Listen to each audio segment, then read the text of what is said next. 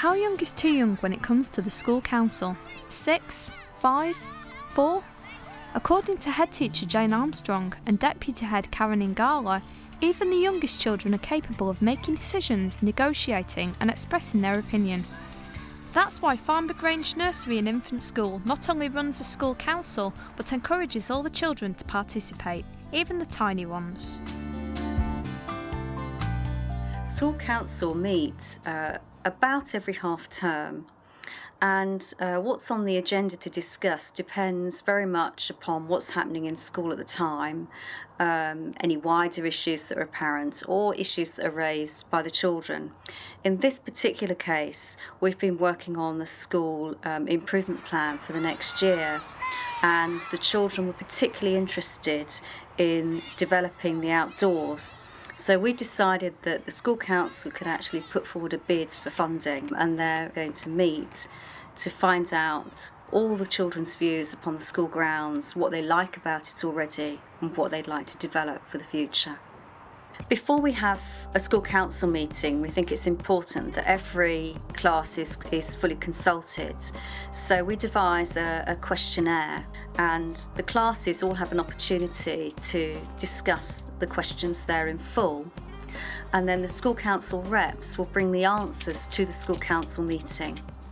So we've got a letter from our school council. It says, "We've worked very hard on our recycling and water saving. Now we need to think about the rest of our school grounds. And there's 8 questions for us to discuss and to put all our ideas and all our opinions down. We're going to do the first couple of questions together, and I'm going to split you into groups, and you're going to go and sit at the tables, and each group has got a question to discuss." Teachers can either have a whole class discussion about it, or they might break into groups. That all depends on how the individuals wish to conduct the questionnaire. We have put up bird and bat boxes and bird feeders because we've got those given to us, didn't we, when we wrote some letters? How can we get more animals? Get more birds. Okay, how do we get more birds, Bailey? Well, if we sit at the bird table, we'll make up loads of birds so birds can drink from it and have a bath. Oh, it's a bird My nannies bath. have one. Because we haven't got that, because it says we've got bird boxes and bird feeders. What a good idea. When my nan throws bread out there, my nan gets birds and my cats kill them. Well, we haven't got very many cats around here, so I think we're going to be safe with that. But I think the bread's a good idea. Where could we get the bread from? Where do we have leftover bits of bread and toast? From after school club. After school club and in the morning. Some people say that children, as young as they are in nursery and infant school, might not be capable of understanding the purpose of a school council and to be able to think a little bit more altruistically.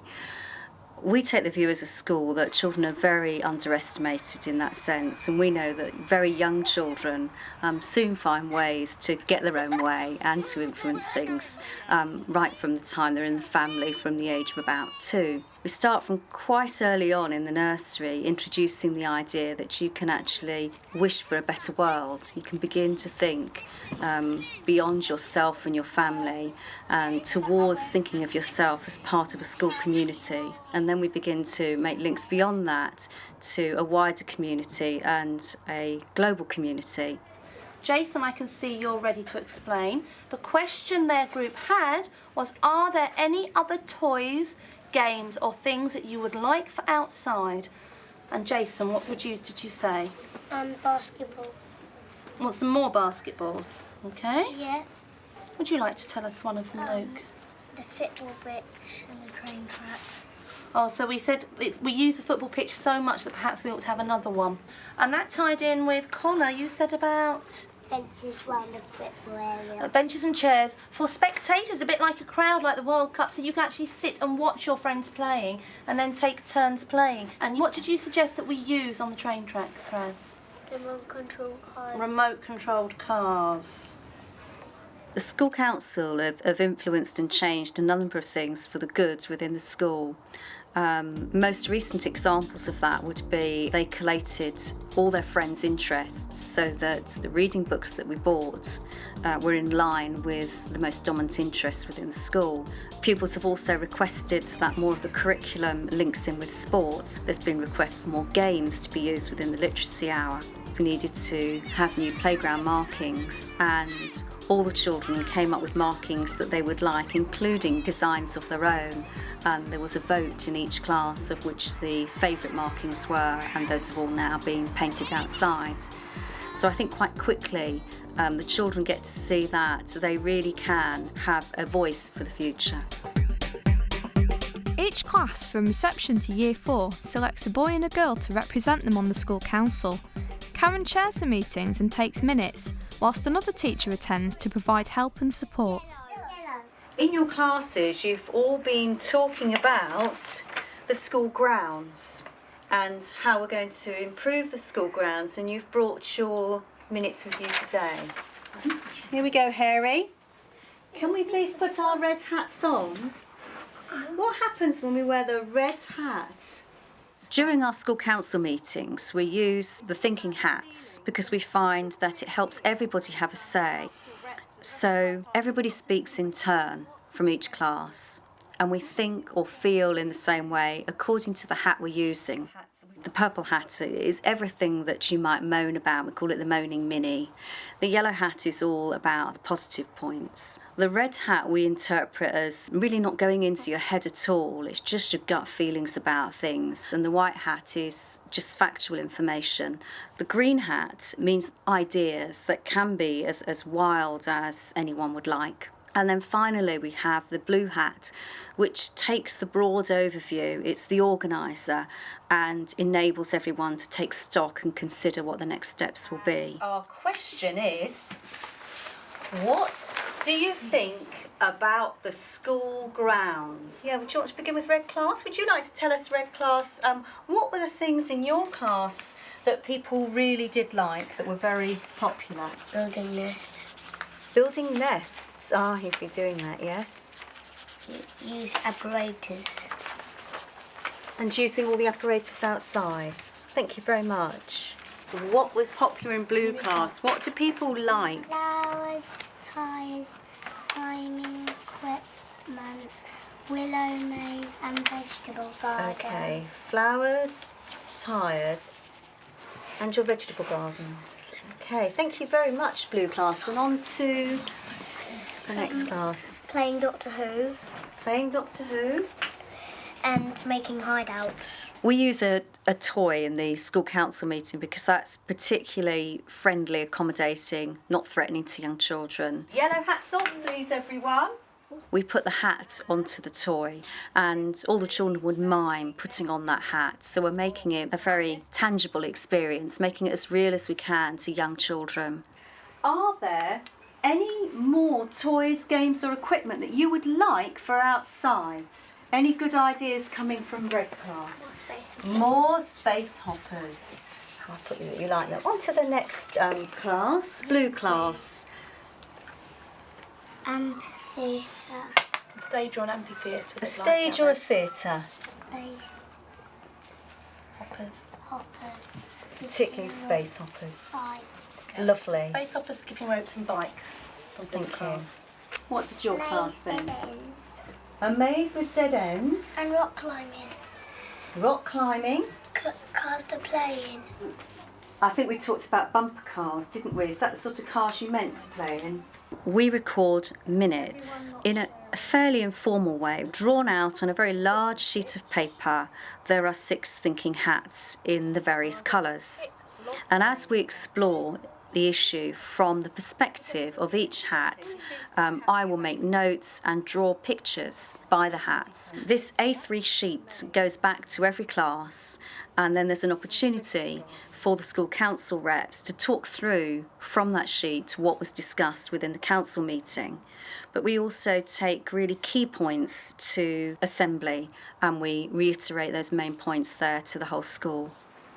Gosh, we're wide awake this morning, which is more than I can say for Harry and I. Harry and I were up very, very late last night. we had a little bit of a problem. Do you know who's in this bag today? Still asleep. Have a guess. What do you think it might be, Ryan? Cheeky monkey. You're right, it's Cheeky Monkey. Now, Cheeky Monkey got to hear about the school council meeting last night because Harry came home and wanted to tell him all about it. We use a puppet in assembly called Cheeky Monkey. He's really well known to all the children in the school. We need to explain to the children in quite a gentle and child-friendly way that whilst all their ideas are really good, they're not all going to be possible. And those that are possible and realistic aren't going to happen overnight. By the puppet waking up in the morning and being really disappointed that the school didn't look like Chessington World of Adventures, we're able to really talk this through and enable the children to think this through carefully. And in fact, it's their realisation when they explain to the puppet what is likely to really happen, but for him not to feel too disappointed about it. So we're dealing with their feelings about this. Right, he's going to look out of the window next and... Oh, wasn't quite what he expected, was it? So we're going to need to do some explaining. I think I'll come over to Lily because he'll listen to you, won't he, Lily? I think you could come out and tell Cheeky Monkey nicely. I'm sorry, Cheeky Monkey, but it all didn't happen. Just some of the things will happen later in the year. Oh, he's looking a bit happier now. Because he looked really disappointed when he looked out the window and it wasn't all there. He's starting to cheer up a little bit. I think he's starting to understand. Do you think you could explain to Cheeky Monkey? There's no rides here because it's a school, Cheeky Monkey. Oh, he's having a little think about that. Okay, he understands that. Thank you very much. I think that's helped him a bit, isn't it? There are potentially quite a wide range of problems in running a school council. One of the difficulties can be initially children actually understanding that role. And we have a school council meeting at the beginning of each year after members are elected, just discussing with the thinking hats what a really good school council rep can do. And I think as their understanding of their role develops, so does the contribution that they can make from their class within those meetings.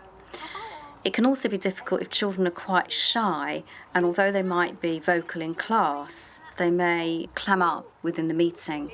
Sitting in a circle on the floor and making it an informal and non-threatening way of discussing things together means that everyone's heard, even the quietest voices.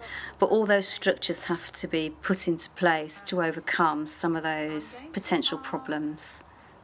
We really do believe in the democratic process, so we encourage children to really have a very honest voice, working towards the future within this school, within this community, and within the wider community.